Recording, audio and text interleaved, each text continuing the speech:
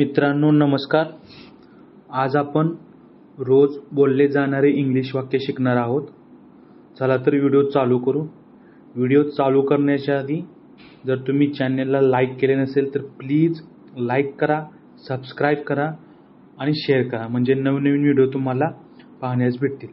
तर चला तर आपण रोज बोलले जाणारे इंग्लिश वाक्य शिकू. ती घाईत होती. She was in hurry. माझ्या मते तो बरोबर आहे. In my opinion he is right. तुला काय म्हणायचे आहे?